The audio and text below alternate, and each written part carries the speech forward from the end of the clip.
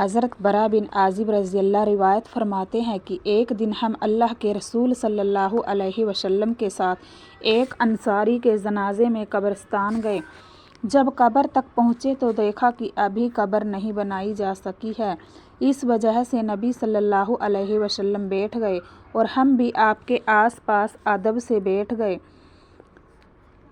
जैसे हमारे सरों पर परिंदे बैठे हैं। अल्लाह के रसूल सल्लल्लाहु अलैहि वसल्लम के मुबारक हाथ में एक लकड़ी थी जिससे ज़मीन खोद रहे थे, जैसे कोई दुखी आदमी किया करता है।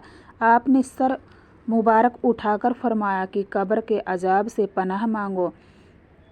2 या 3 बार यही फरमाया। फिर फरमाया कि बेशक जब मोमिन बंदा दुनिया से जाने और आखिरत का रुख करने को होता है तो उसकी तरफ आसमान से फरिश्ते आते हैं जिनके सफ़ेद चेहरे सूरज की तरह रोशन होते हैं और उनके साथ जन्नती कफन होता है और जन्नत की खुशबू होती है। ये फरिश्ते इतने होते हैं कि जहाँ तक उसकी नज़र पहुँचे वहाँ तक बैठ जाते हैं।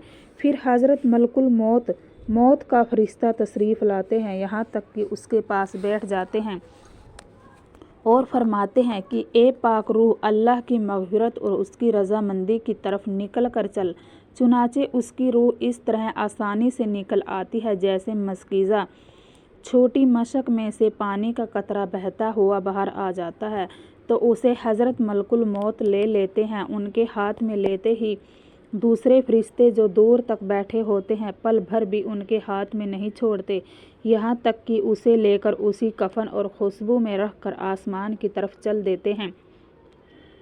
इस खुशबू के बारे में इरशाद फरमाया कि ज़मीन पर जो कभी अच्छी से अच्छी खुशबू मुसक की पाई जाती है उस जैसी वह खुशबू होती है। फिर फरमाया कि उस रूह को लेकर फरिश्ते आसमान की तरफ चढ़ने लगते हैं और फरिश्तों की जिस टोली पर भी उनका गुजर होता है वह कहते हैं कि यह कौन पाक रूह है।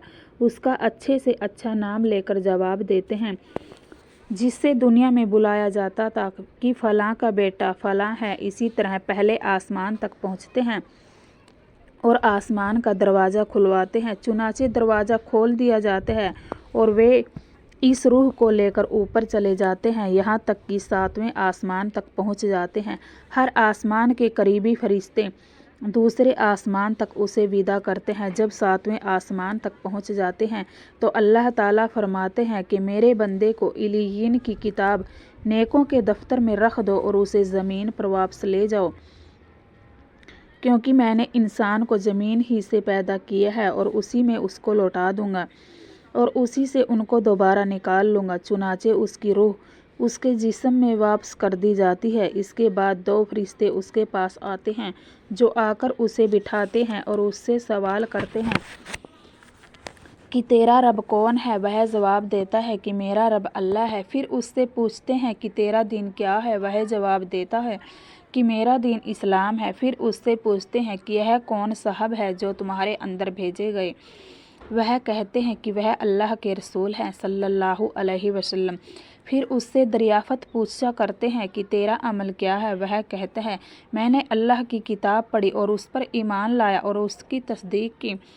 इसके बाद एक मुनादी आवाज़ देने वाला आसमान से आवाज़ देता है जो अल्लाह का मुनादी होते हैं कि मेरे बंदे ने सच कहा, सो इसके लिए जन्नत के बिछौने बिछा दो और उसको जन्नत के कपड़े पहना दो और उसके लिए जन्नत की तरफ दरवाज़ा खोल दो।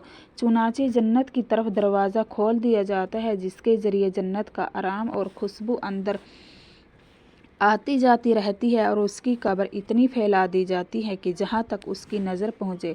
इसके बाद बहुत ही खूबसूरत चेहरे वाला, बेहतरीन कपड़ों वाला और पाक खुशबू वाला एक आदमी उसके पास आकर कहता है कि खुशी की चीज़ों की खुशखबरी सुन ले, यह तेरा वह दीन है कि जिसका तुमसे वायदा किया जाता था। वह कहता है कि तुम कौन हो। तुम्हारा चेहरा सच में चेहरा कहने के काबिल है और इस काबिल है कि अच्छी खबर लाए। वह कहता है कि मैं तेरा भला अमल हूँ। इसके बाद वह खुशी में कहता है कि ए रब क़यामत कायम फरमा, ए रब क़यामत कायम फरमा ताकि मैं अपने बाल बच्चों को माल में पहुँच जाऊँ। अस्सलामु अलैकुम वरहमतुल्लाहि वबरकातुहू।